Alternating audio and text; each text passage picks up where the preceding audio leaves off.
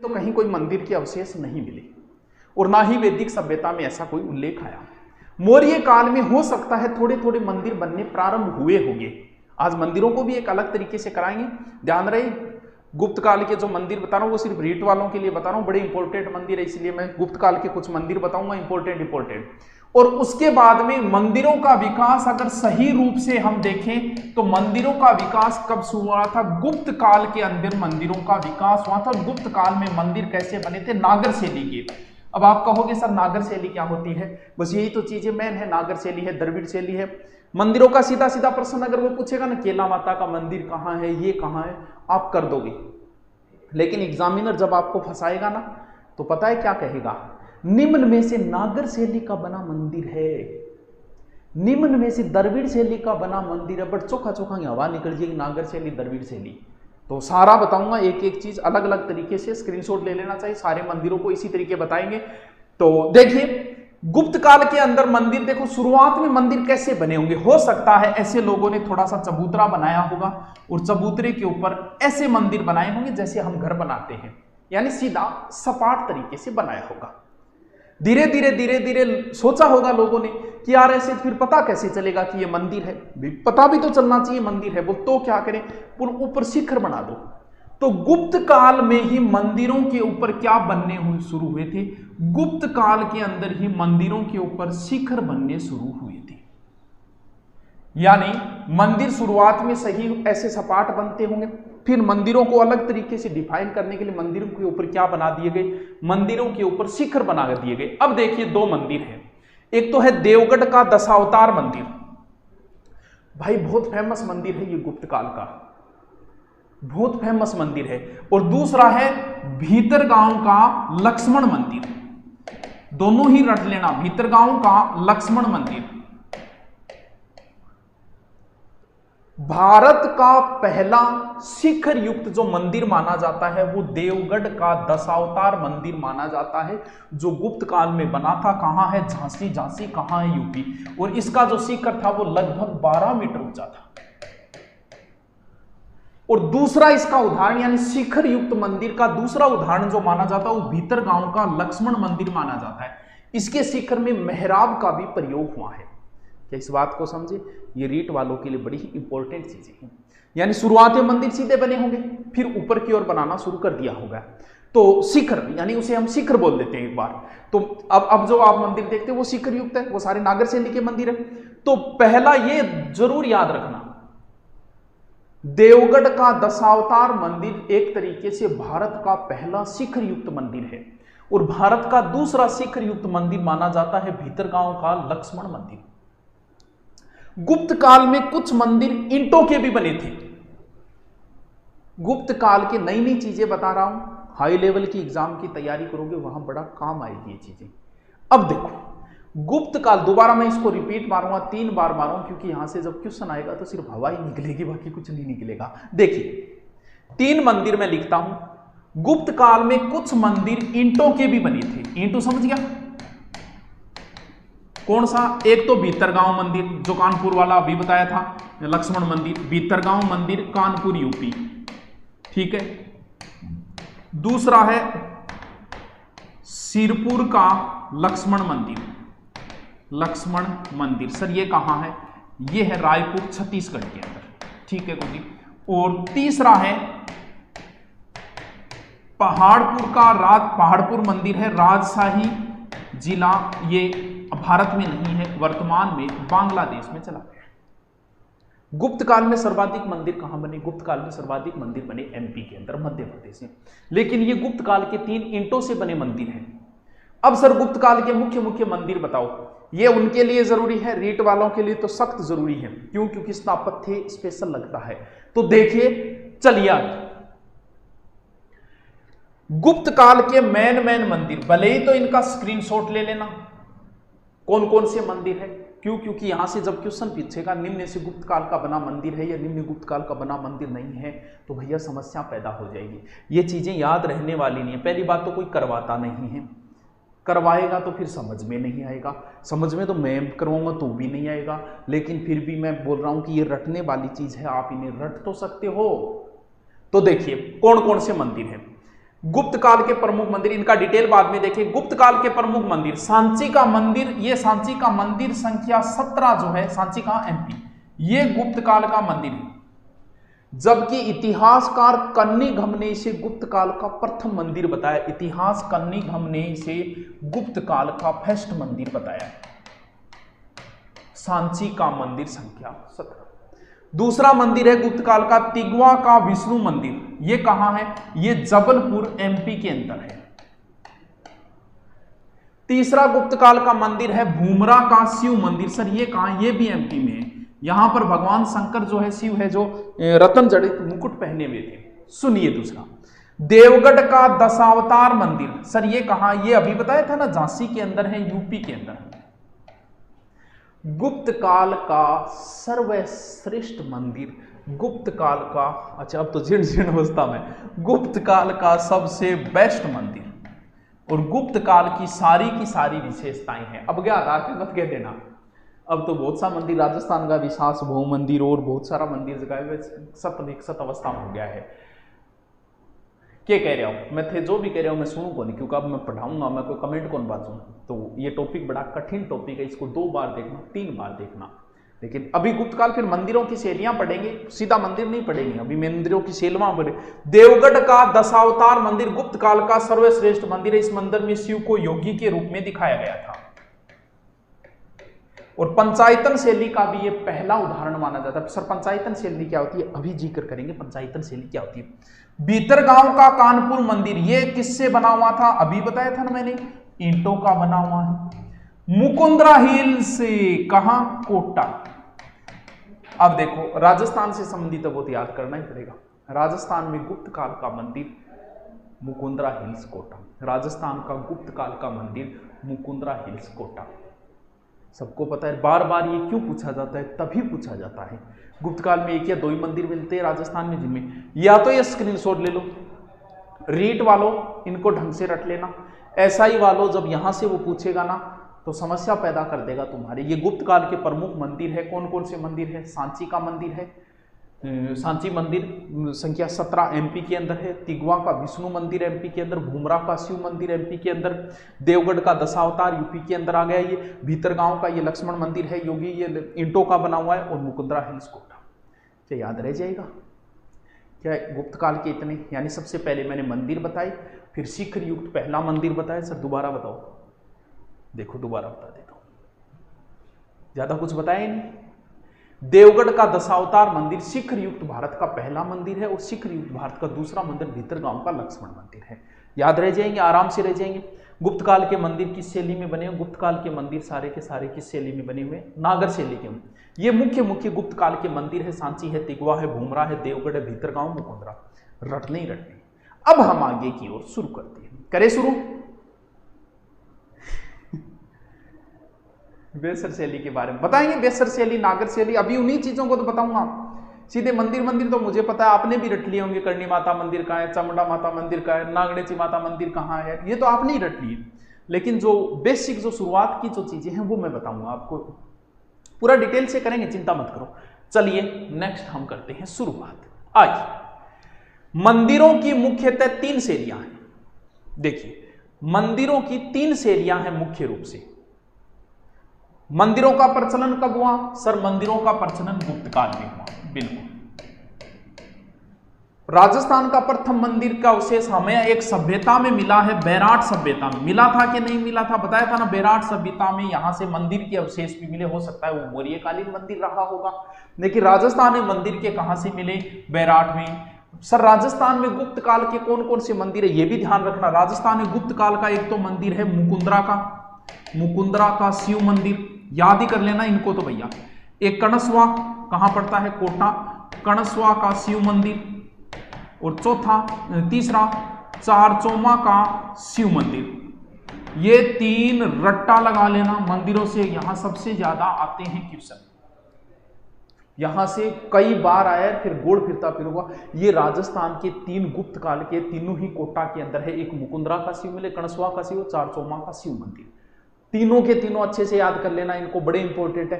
अब कई बार पूछ लेता है कि बताइए भाई साहब, राजस्थान का प्रथम तिथि युक्त मंदिर कौन सा है, यानी डेट युक्त मंदिर कौन सा है? तो वो है शीतलेश्वर महादेव मंदिर। कहां पड़ता है सर? झालरापाटन के अंदर। सर झालरापाटन कहां है? झालरापाटन झालावाड़ के। सर कब का है? 689 का है। राजस्थान का प्रथम तिथि युक्त मंदिर झालरापाटन में है। झालरापाटन में कौन सा? शीतलेश्वर महादेव मंदिर। दो बार बोल रहा हूं क्योंकि थोड़ा सा टफ टॉपिक है, चिंता करने की जरूरत नहीं है। चलिए नेक्स्ट चलते हैं। अब हम शुरुआत करते हैं। मंदिरों की मुख्यतः 3 शैलियां हैं। देखो मंदिर जो बनते हैं वो मुख्यतः 3 शैलियों में बनते हैं। सर कौन कौन सी? नाम आपने भी सुने होंगे, नागर शैली, द्रविड़ शैली, और तीसरी शैली हो जाएगी बेसर शैली। सीधा सीधा पूछे तो कोई समस्या नहीं है ये मंदिर कहां है, लेकिन जब पूछ ले निम्न से नागर शैली का बना मंदिर है, निम्न से द्रविड़ शैली का बना, तब समस्या है। बनदेवरा 12 मंदिर भी है। हाँ हो सकते हैं, और भी हो सकते हैं। मैंने 3 बताए, मैंने ऐसे नहीं कि 3 ही, और भी मिल सकते हैं। आप बता रहे हो वो भी सही है, इसका मतलब आपने बहुत ही अच्छा अध्ययन कर रखा है। अगर मंदिरों को आप और किसी गुरुजी ने अगर यहां से करके अच्छा करवाया है तो बांग फिर गुरु जाएंगे तो आदर करणीय गुरुजी है, वरना सीधे सीधे मंदिरों को करवाना एक अलग है। यहां से जब पूछेगा ना, क्योंकि अधीनस्थ बोर्ड पर्सन ऐसे ज्यादा पूछना शुरू कर देता है, बाकी कोई समस्या नहीं है। चलिए देखिए, गुरुजी संजोग बैठे आज मूर्त को, अच्छा आज मूर्त को बैठे। देखिए हमें समझना होगा कि नागर शैली क्या है, हमें समझना होगा द्रविड़ शैली क्या है, हमें समझना होगा कि बेसर शैली क्या है। एग्जाम में नहीं पूछेगा नागर बेसर, एग्जाम में तो ऐसे पूछेगा नागर शैली में बना मंदिर, द्रविड़ शैली में बना मंदिर, बेसर। देखिए ये भारत है, देखो ये दक्षिणी भारत है, तो एक तो सीधा सीधा आगे दै से दक्षिण, दै से द्रविड़, यानी दक्षिणी भारत में जो शैली थी वो द्रविड़ शैली थी। तो फिर नागर कौन सी होगी? जाहिर सी बात है नागर उत्तर भारत में होगी। और इनके बीच में यहां पर कौन सी शैली होगी? तो फिर जाहिर सी बात है यहां पर बेसर शैली होगी। तो ये तो सीधा सीधा ट्रिक बता दिया आपको। दै से द्रविड़, दै से दक्षिण, ये दक्षिणी भारत में चलने वाली पद्धति सी द्रविड़ शैली में मंदिर बने थे। उत्तर भारत में कौन सी शैली में? नागर शैली में बने थे। और बीच में शैली जो इनके मिश्रण से बनी वो कौन सी? बेसर। चलो अब ऊपर चलो, आइए अब हम नागर शैली के दर्शन करवाते हैं। नागर शैली के मंदिर का आपको दर्शन करवाते हैं। सर क्या विशेषता होती है? नागर शैली के वही मंदिर है जो आप देख रहे हो। आप देख रहे हो मतलब नॉर्मल जो हम मंदिर देखते हैं, किसी भी देवता का आपने मंदिर देवी का देखा, वो नागर शैली का बना। क्यों? क्योंकि हम उत्तर भारत में, और उत्तर भारत के मंदिर नागर शैली के बने हुए हैं। देखिए नागर शैली के मंदिर की मेन विशेषता क्या होती है? मंदिर चबूतर पे बना होगा, जैसे ये रहा, ठीक है। चबूतरा, चबूतरे के ऊपर पेड़ियों सीढ़ियों से जाया जाएगा और वहां पर मंदिर बना होगा, और ये मंदिर बना दिया। मेन विशेषता क्या है? मंदिर क्या बनते हैं? शिखर। जो आप देखते हो ना मंदिर कैसे बनते हैं, मंदिर जो है वो शिखर युक्त बनते हैं। गुंबद के ऊपर गोल गुंबद बनेगा ऊपर। मंदिर किस पे बनते हैं? चबूतरे पे। आजकल चबूतरे पे नहीं बनते, आजकल मंदिर सीधा नीचे से लेके हम बना लेते हैं, लेकिन आप पुराने मंदिर को देखोगे तो वो चबूतरे पे बना हुआ मंदिर मिलेगा, ठीक है। बीच में गर्भगृह क्या होता है? अब कुछ बच्चों को नहीं पता कि सर गर्भगृह क्या होता है। गर्भ का मतलब होता है पेट, और पेट में ही बच्चा होता है। तो मंदिर के गर्भ में मंदिर की मेन चीज होगी, गर्भ के अंदर ही मेन चीजें होती हैं, यानी गर्भगृह के अंदर मूर्ति रखी जाती है। जैसे आपने करणी माता मंदिर देखा होगा, बाहर से देखोगे तो सामने सीधे मूर्ति रखी हुई दिखेगी, वो मूर्ति जहां रखी है उसे ही गर्भगृह कहा जाता है। तो फिर कहां होगा? ये तो मंदिर में सीधा प्रवेश करेंगे तो आगे आगे मंदिर के अंदर क्या होगा? गर्भगृह होगा। मंदिर में क्या होता है? शिखर होता है। राजस्थान के अधिकांश मंदिर किस शैली के बने हुए? राजस्थान के अधिकांश मंदिर इसी शैली के बने हुए। क्या नागर शैली समझ में आई? सर कौन समझ में आई? और बताओ, और बताओ, ठीक है और बता दूं मेरे केला में देख इन्हें लियो आपने। हम जो हमारे यहाँ जो मंदिर बने वो नागर शैली के बने, बस आपने जो मंदिर देखे वो चबूतरे पे नहीं देखे, बस इतना ही फर्क है। ऊपर बना मंदिर, ये लो मंदिर के ऊपर शिखर होगा और यहां पर क्या होगा? यहां पर मूर्ति रखी जाएगी, उसे हम क्या बोल देंगे? गर्भगृह। ये कौन सी शैली है? ये है नागर शैली। राजस्थान के अधिकांश मंदिर किस शैली के बने हुए? नागर शैली। सर कौन कौन से मंदिर है नागर शैली की, ये बताइए। देखिए कौन कौन से मंदिर। आइए, कोणार्क का सूर्य मंदिर दोस्तों बहुत फेमस है, वेरी वेरी इंपॉर्टेंट। ये किस शैली का है? नागर शैली का। दर्शन कर लीजिए मंदिर के, आज सारे मंदिरों के हम दर्शन करेंगे। कितना अच्छा लगेगा हम मंदिरों के दर्शन करते हैं, कितनी पॉजिटिविटी बात है। ज्ञान की थोड़ी बूंदे गिरा दो मुझ पर, देखे होता क्या है। मेरे को क्यों सर जी आज मुहूर्त में मैडम को नहीं आई। हाँ तो देखो कोणार्क का सूर्य मंदिर बहुत फेमस है भाई, ये चित्र आपने देखा होगा कोणार्क के सूर्य मंदिर का, ये चित्र भी आपने देखा होगा। कहाँ है सर, और नहीं तो इतना जरूरी है, ये कोणार्क का सूर्य मंदिर कहाँ है, उड़ीसा के अंदर है।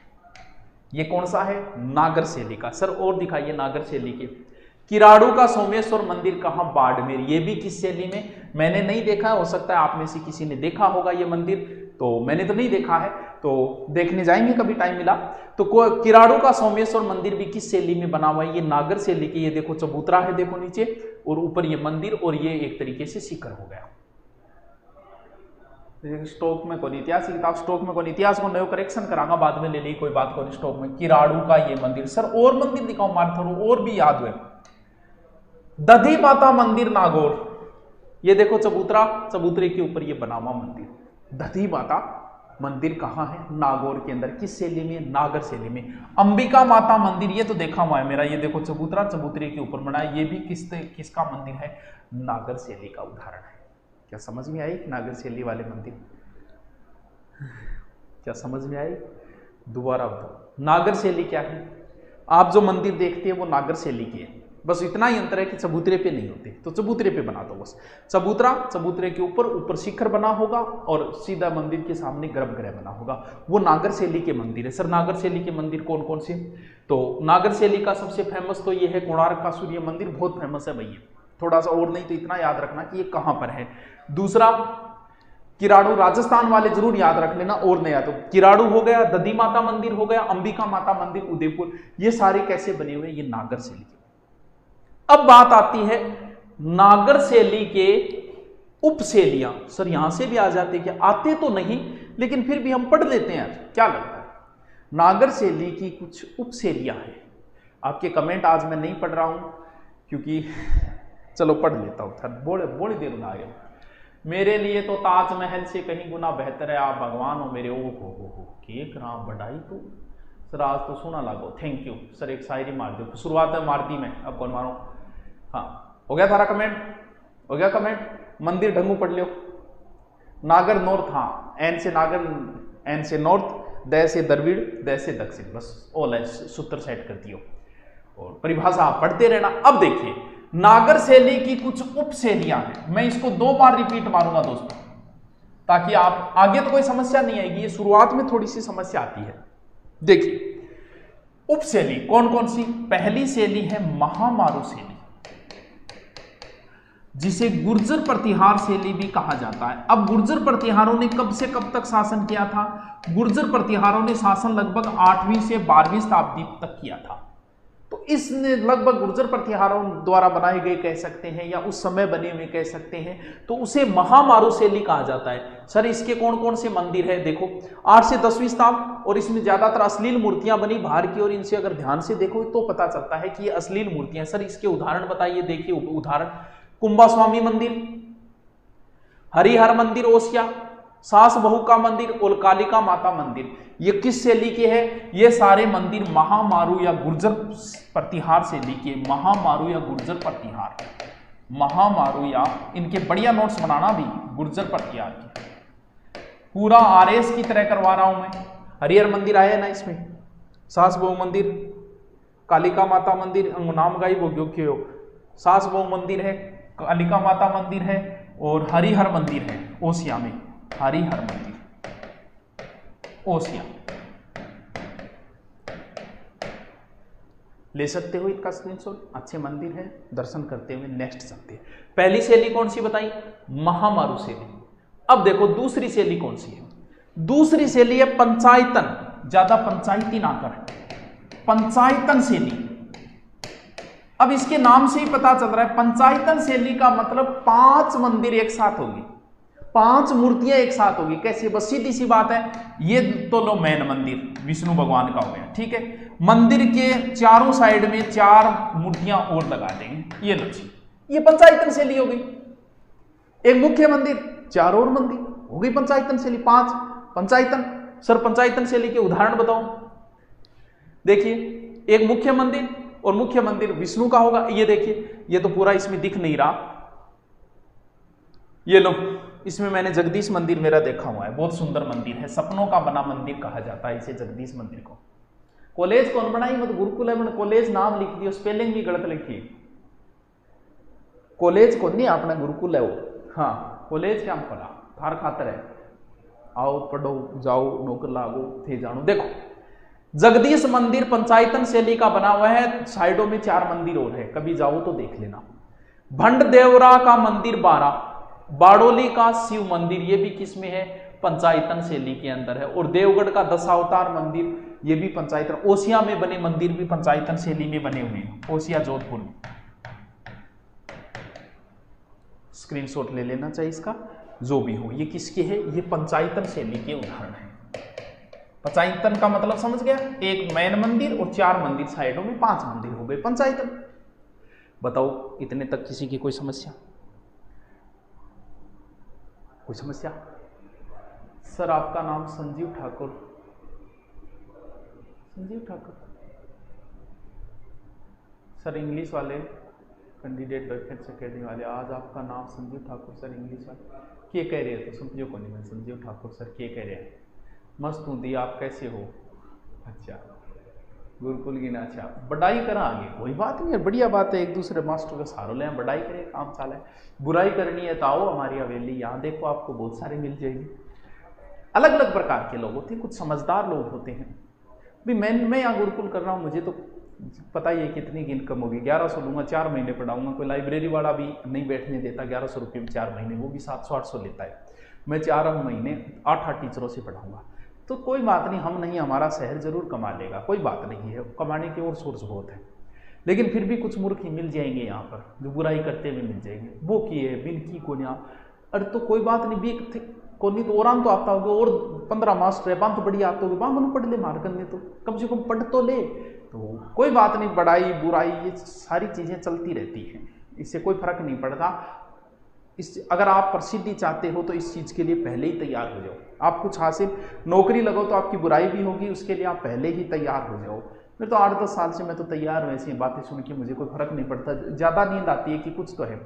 जैसे गुरुकुल खुला 2 महीने, भयंकर बढ़ाई बुराई दोनों बराबर चली, अब गुरुकुल बंद है, शांति है, कोई बुराई नहीं करा, अब जैसे ही खुलेगा तो वापस लोग शुरू हो जाएंगे, तो पता है मैं पहले से ही तैयार हूँ कि गुरु अब की बार गुरुकुल खुलेगा, 8-10 हज़ार आएंगे, दोबारा फिर शुरू हो जाएंगे लोग, कुछ बुराई करेंगे, कुछ अच्छाई करेंगे। कुछ समझदार लोग हैं, उन्हें पता है कि शहर का विकास हो रहा है, वो समझदार है, तो अलग अलग प्रकार के सब जगह मिलते हैं, और कहीं जाओगे वहाँ ही मिल जाएंगे, कोई फर्क नहीं पड़ता मेरे दोस्त। ये जो है वो पंचायतन शैली के जगदीश मंदिर, भंडदेवरा 12 मंदिर और बाड़ोली का शिव मंदिर। सर आगे चलो, टॉपिक बहुत बड़ा है टाबरो। अब आते हैं द्रविड़ शैली के ऊपर, अब आते हैं द्रविड़ शैली के ऊपर। आइए सर कौन सी शैली, क्या शैली, कौन सी शैली बतानी है मुझे, तुम्हें बतानी है अब द्रविड़ शैली। दोबारा रिपीट मारूंगा इसे, 2-3 बार मारूंगा, और थे अगर बहम में होकर थारे घरे समझ में आ जाएगा, कोई यूट्यूब पर की वीडियो मिल जाएगा तो वो भी बहम एक बार थे निकाल दियो, नहीं चेक कर लियो। तो देखिए द्रविड़ शैली, दैसे द्रविड़ दैसे दक्षिण, ठीक है, कहां चली है, दक्षिणी भारत में, यानी मंदिर तो भी आई है, जी हाँ वो मंदिर है, ठीक है। मंदिर के ऊपर जो को शिखर है, ये मंदिर के प्रवेश द्वार को कई बार प्रश्न आ जाए, प्रवेश द्वार ने टाबरो बोले गोपुरम, मंदिर के ऊपर जो को शिखर बनेड़ो वे, वो शिखर एक तरीके इं हुए जाने कोई मंजिला बनेड़ी है, यहां थान लगा कि कोई मंजिला सी चल रही है ऊपर, और भी शिखर के अंदर धीरे धीरे आपनों जो को शिखर बने नहीं, आपने मंदिर के शिखर सीधो बने, आपा भी चारों मूर्तियां कौन बनवाओ, ई मंदिर में क्यों मंदिर बनेगो, मंदिर के चारों ओर भी शिखर के ऊपर भी मूर्तियां मूर्तियां मूर्तियां लागे नहीं मिले, क्या गुरुजी दिखाइयो, देखो ए देखो, यहाँ को लगे 1 मंजिल 2 मंजिल 3 मंजिल 4 मंजिल 5 मंजिल, ये देखो मंजिला सी लाग रही है नहीं, और चारों ओर मूर्तियां हो रही है, ए देखो मंजिला सी लाग रही है, ए देखो पिरामिड कई करें, पिरामिड की तरह मंदिर बन जाए द्रविड़ शैली, आपनो नागर शैली सीधी सीधी, लेकिन ए द्रविड़ शैली यार क्या करेगा, यहाँ बनवा के एक मंजिला सिला के चारों ओर बहुत मूर्तियां लगा देगा इमा। इनके मंदिर वेंकटेश्वर मंदिर चूरू, अब है चूरू में, देखा मैंने भी नहीं है। महादेव मंदिर कहां, झारखंड। रंगनाथ मंदिर कहां, पुष्कर। चोपड़ा मंदिर धौलपुर, ये ध्यान रखना भाई, इसको अच्छे से तैयार कर लेना। राजस्थान का प्रथम द्रविड़ शैली का मंदिर है, फर्स्ट द्रविड़ शैली। बृहदेश्वर मंदिर तंजौर। मीनाक्षी मंदिर, ये तो बहुत सुंदर है, बहुत अच्छा है। यानी द्रविड़ शैली बहुमंजिला होती है, देखो पिरामिड की तरह होते हैं, मंदिर में एक मंजिलें सी दिखाई देती है। यानी एक सीधा सी मैं बात बोलूं ना, दोबारा बताऊंगा, इन मंदिरों को भी ध्यान में रखना, प्रश्न यहां से भी पुटअप होता है। देखिए द्रविड़ शैली का जो जन्म हुआ वो हुआ पल्लवों के समय, पल्लव जाति है ना, उनके समय। द्रविड़ शैली ऊंचाइयों पे पहुंची चोल काल के समय, और धीरे धीरे इनका ह्रास हुआ किसके समय, विजयनगर काल के बाद है। बताओ समझ में आया कि नहीं आया, समझ में आई कि नहीं है बात। नागर शैली सर, इतनी टेक्नोलॉजी होने के बाद भी इतने शानदार मंदिर अब क्यों नहीं बन पाते। बना तो दे, देखो आज वाले भी कारीगर कोई कम नहीं है, लेकिन बहुत पैसे लगते हैं यार, इतने पैसे कहां से। ताजमहल क्या आप बन नहीं सकता, बन सकता है, लेकिन 22 साल तक काम कौन चलाए भैया, 22 साल काम करने के लिए किसके पास पैसे है ये बता। तो बात होती है पैसे आज भी बहुत है, टेक्नोलॉजी आज भी है, मंदिर आज भी बन सकते हैं, लेकिन इतने पैसे कौन लगाए भाई। राजा महाराजाओं का समय था, बैठे अब और काम ही को नहीं, बन व्हाट्सएप फेसबुक पर स्टेटस डालना। लोगों को उस समय दो ही चीजें थी, बस खाने को रोटी चाहिए थी, लोग रोटी सट्टे काम करया करता, क्योंकि और कोई आवश्यकता ही नहीं थी। लोगों को कौन सी फॉर्च्यूनर चाहिए थी भैया, कोई आवश्यकता ही नहीं थी, तो रोटी सट्टा ही राजा महाराजा काम कर लेता। क्या रोटी दे देंगे, ठीक है, वो दुर्ग बनाने में बना लो, वो मंदिर बनवाने में बना लो, तो 8, 10, 12 साल तक वो काम चलता रहता था। आजकल अब तुम बताओ 22 साल लगे ताजमहल में, अब 22 साल किसके पास है भाई, सरकारें बदल जाएगी हमारे यहाँ 22 साल में, तो क्यों। चलो देखिए दोबारा आइए, स्क्रीनशॉट लीजिए इसका, द्रविड़ शैली के मंदिर समझ में आ गया। द्रविड़ शैली देखते ही पता चल जाएगा। वेंकटेश्वर मंदिर चूरू का, महादेव मंदिर झारखंड का, रंगनाथ मंदिर पुष्कर का, और चोपड़ा मंदिर धौलपुर प्रथम द्रविड़ शैली का मंदिर है राजस्थान का। बृहदेश्वर मंदिर तंजौर और मीनाक्षी मंदिर ये द्रविड़ शैली के बने हुए मंदिर है। याद रह जाएंगे, याद रह जाएंगे। अब आज कुछ तो समझ में आए होगे, इतनी बड़ी, आप देखो पढ़ने वाले बच्चे हैं भाई। मैंने सोचा कि लाइव सिर्फ एबे सहदे बामी आवे, इसका मतलब पढ़ने वाले भी हैं। मुझे इतने ही चाहिए, आप जो बोलोगे वो टॉपिक मैं करवा दूंगा, नहीं आते तो पढ़ के करवा दूंगा, पढ़ के करवाना पड़ेगा। देखो मेहनत करनी पड़ती है, कर लेंगे यार, क्या है तुम्हारे लिए मेहनत भी कर लेंगे, कोई बात नहीं। तुम तो बस टॉपिक लिख दिया करो कि जैसे मंदिर पूरा होते है कि सर ये टॉपिक करवा दो, मैं वही करवा दूँ। ज्योग्राफी, हिस्ट्री, कल्चर, इकोनॉमिक्स, तुम्हें जो जचे ना वो टॉपिक बता देना, वो करवा दूंगा। ऑफलाइन तो ज्योग्राफी, हिस्ट्री सारी लिया, और हिंदी तो बाद में शुरू करूँगा, अभी नहीं। तो डिटेल से पढ़ो, इसी से फायदा होगा, वरना कोई औचित्य नहीं है। सिलेक्शन से दूर मत भागो, सिलेक्शन की ओर भागो। सिलेक्शन पढ़ने से नहीं होता, सिलेक्शन क्या पढ़ना और क्या नहीं पढ़ने से होता है। तो ऑब्जेक्टिव निकालो, तो मेरी रिक्वेस्ट है ऑब्जेक्टिव खुद निकालो।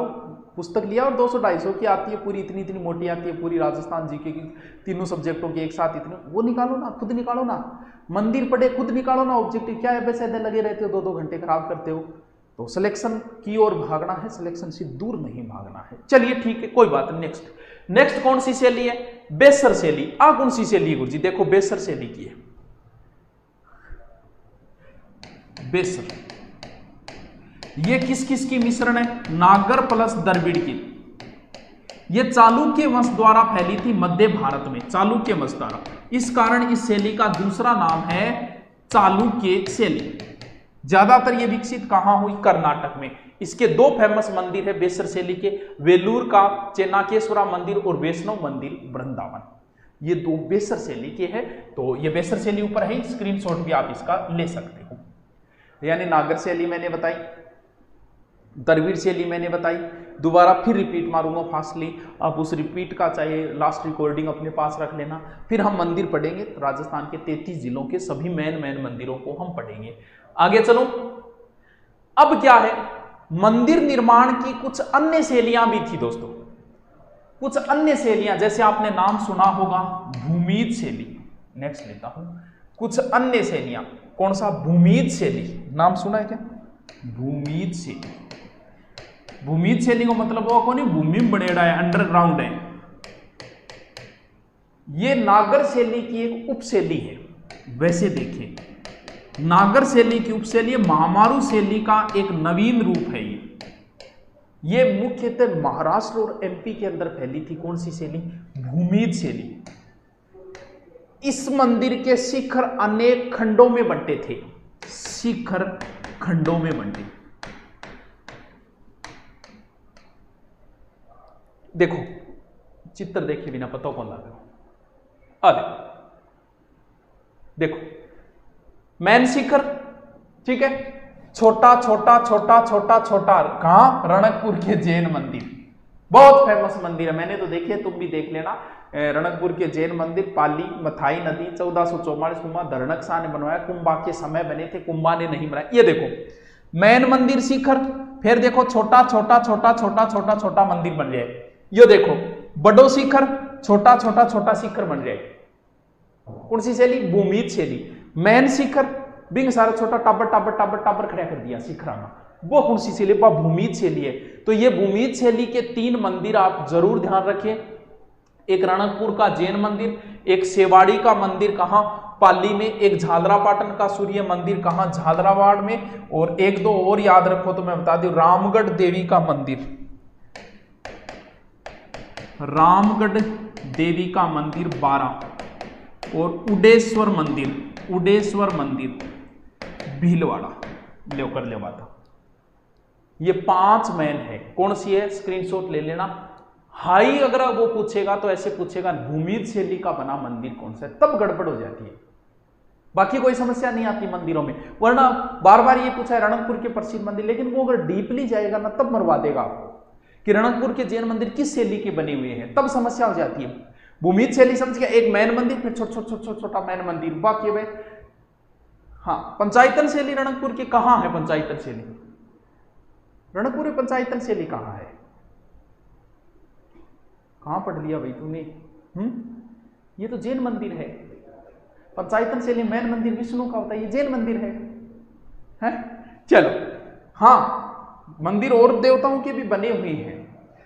सेवाड़ी का जैन मंदिर पाली, झालरापाटन, फिर रामगढ़ देवी मंदिर 12, उड़केश्वर मंदिर भीलवाड़ा। ये कौन सी शैली के हैं, भूमिज शैली के। चलिए नेक्स्ट, मारूस गुज्जर शैली या फिर सोलंकी शैली। इसमें बीच में पतले और गोल खंबे दिए जाते हैं इस मंदिर की शैली में। सजावटी एक तोरण द्वार है। मेन मंदिर कौन सा है, कोई ज्यादा इंपॉर्टेंट तो कौन, याद रखो तो रख लिया। एक तो है समिधीश्वर मंदिर चित्तौड़गढ़ का, किस शैली का है, मारू गुज्जर या सोलंकी शासकों ने बनवाए तब सोलंकी। दिलवारा के जैन मंदिर कहां, सिरोही, ये किस में है, ये मारू गुज्जर शैली में है। एक तो और भी है, समाधीश्वर मंदिर है, और एक शिव मंदिर है किराड़ू का। कि समझ में आएगी? दोबारा बताऊंगा मैं, फास्टली रिपीट मारूंगा। पहले तो रिपीट मारी, सीधा बताया नागर शैली, चबूतरे ऊपर मंदिर और शिखरिय नागर शैली है। फिर बताया द्रविड़ शैली कहां चली, दक्षिण भारत में, एक तरीका से मंजिली बनती है। फिर बताई बेसर शैली, अंग दोनों अंग एक मिश्रण शैली है। अब आओ अपन वापस चलते हैं। ये तो हमारा विश्व का सबसे बड़ा हिंदू मंदिर, राजस्थान पुलिस में प्रश्न आया था, कंबोडिया में, इसको थोड़ा ध्यान रखना, पूरा डिटेल में इसका बता चुका हूं। सूर्यवर्मन सेकंड नाम के शासक ने इसे बनवाया था। तो हमारे लिए बड़ी गर्व की बात है कि किसी दूसरे देश में हमारा हिंदू मंदिर है, वो भी विश्व का सबसे बड़ा। चलिए, ये जिक्र हो ही गया। गुप्त काल मंदिर के नागर शैली बता दी, चबूतरे के ऊपर। मेन 2 मंदिर ध्यान रखना, देवगढ़ का दशावतार और भीतरगांव मंदिर जो है वो बड़े ही फेमस मंदिर है। देवगढ़ का दशावतार और भीतरगांव का मंदिर, ठीक है। फिर गुप्त काल के प्रमुख मंदिर बताए, सांची का, तिगवा, भूमरा, मुकुंदवा, भीतरवा, देवगढ़, ये रीट वालों के लिए स्पेशल है, ठीक है। इसके बाद फिर क्या बताया,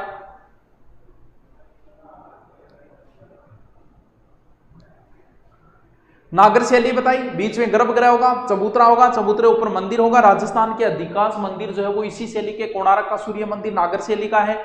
नेक्स्ट, किराड़ू का सोमेश्वर बाड़ में नागर शैली का है। दधिमती मंदिर नागौर का, और अंबिका मंदिर ये भी नागर शैली। ये 4 नाम याद रख लेना, हाई लेवल की एग्जाम के लिए जरूरी है। फिर गुर्जर प्रतिहार शैली, महामारू शैली, गुर्जर प्रतिहार 8वीं से 10वीं शताब्दी तक चली थी ये गुर्जर प्रतिहारों द्वारा विकसित समय में। तो ये महामारू गुर्जर प्रतिहार शैली के मुख्य मंदिर कुंभा स्वामी है, हरिहर मंदिर है, सांस बहु मंदिर है, कालिका यानी नागर शैली की उपशैलियां हैं। पंचायतन शैली का सबसे फेमस मंदिर राजस्थान का मैंने देखा है, आप भी देखना, बहुत सुंदर है। जगदीश मंदिर है, बंडदेवरा 12 मंदिर और बारडोली का शिव मंदिर पंचायतन। द्रविड़ शैली के मंदिर है, मंजिला टाइप बनते हैं। मैन मंदिर, वेटेश्वर मंदिर चूरू का, महादेव मंदिर, रंगनाथ मंदिर, चोपड़ा मंदिर धौलपुर राजस्थान का पहला द्रविड़, वरदेश्वर तिंजोर और मीनाक्षी मंदिर।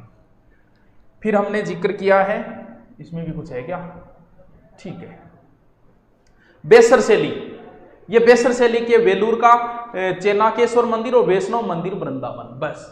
और ये हो गया कौन सा आपका, भूमिज शैली के मंदिर, रणकपुर का जैन मंदिर, सेवाड़ी का जैन मंदिर पाली और झादरा पाटन का सूर्य मंदिर, ठीक है। मारू शैली याद रखो तो रख लेना, वरना कोई जरूरी नहीं है। मेन जो चीजें थी वो मंदिरों की शैलियां समझ लो, मंदिरों डिटेल। अभी मंदिरों की शुरुआत की है बेटा, डिटेल कल आएगा। कल मंदिर एक मंदिर को पढ़ेंगे, आप इनका स्क्रीनशॉट ले लिया करो, फिर अच्छे से नोट्स तैयार कर लेंगे, ठीक है। मंदिर मैंने आज करवा दिया आपको, तो डिटेल से पढ़ो, सिलेक्शन चाहिए तो इनको अच्छे से तैयार करना। इनके शॉर्ट नोट्स जो मैंने अभी बनाए वो आपके मैं टेलीग्राम पे डाल दूंगा। किसी को नोट्स यहाँ लिखवाने के बजाय मैं टेलीग्राम पे डाल दूंगा, इनको तुरंत अभी डलवा दूंगा। आप उनकी फोटो खींच के इनके बढ़िया नोट्स साथ साथ तैयार कर लेना। मंदिर जो है 3 से 4 दिन चलेगा, फिर आप जो कहोगे वो टॉपिक शुरू करने। 9:30 बजे जो क्लास होगी वो ऑब्जेक्टिव होगी रीट वालों के लिए, लेकिन उसमें आधे घंटे पहले जीके ही चलता है, तो आप भी उसमें शामिल हो सकते हो, ठीक है। Okay, thank you.